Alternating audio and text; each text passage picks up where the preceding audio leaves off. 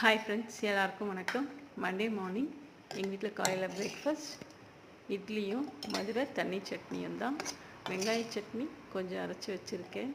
இட்லிக்கு மதுரை தண்ணி சட்னி ரொம்ப டேஸ்ட்டாக இருக்குன்றதுனால அதையும் கொஞ்சம் ட்ரை பண்ணலாமேன்ட்டு அதையும் அரைச்சி வச்சாச்சு.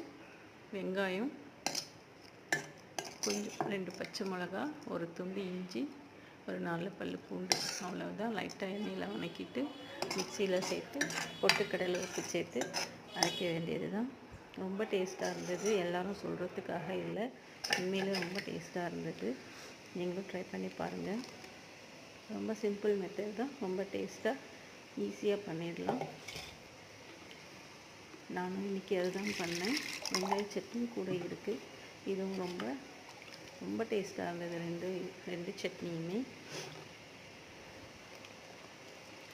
இட்லி ஆல்ரெடி ஊற்றி வச்சாச்சு. இட்லி ஊற்றி வச்சுட்டு தான் இந்த சட்னியை ரெடி பண்ணேன். இதுக்கு ஒரு தாளிப்பு கொடுத்துடலாம். ஒரு ஸ்பூன் எண்ணெய் ஊற்றி கடுகு, கொஞ்சமாக உளுந்து, காஞ்ச மிளகாய், கருவேப்பிலை சேர்த்து தாளிக்க வேண்டியது தான். உளுந்து டேஸ்ட் ரொம்பவே வறுத்து எண்ணெயில் ஃப்ரை பண்ணுறது ரொம்பவே நல்லாயிருக்கும். ஸ்மெல்லும் டேஸ்ட்டும். நான் ஒரு கையில் ஃபோனை வச்சுக்கிட்டு வீடியோ எடுத்ததுனால உளுந்து டப்பா திறக்க முடியல. ஆனால் நீங்கள் தாளிக்கும் போது உளுந்து சேர்த்து தாளித்து பாருங்கள். ரொம்பவே டேஸ்ட்டாக இருந்தது இந்த சட்னி.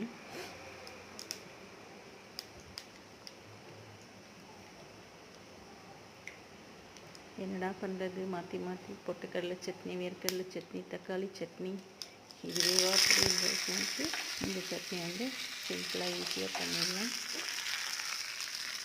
தாளித்து கொட்டியாச்சு.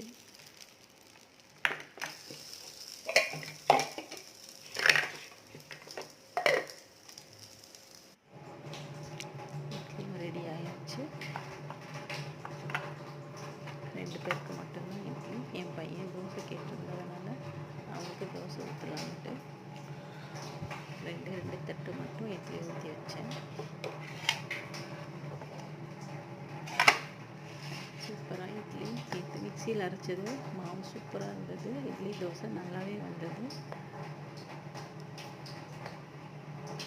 சட்னி தாராளமாகவே ஊற்றிக்கலாம். ரொம்ப டேஸ்ட்டாக இருக்கும். நல்ல தொட்டு குழச்சி சாப்பிட ரொம்ப நல்லாயிருக்கும்.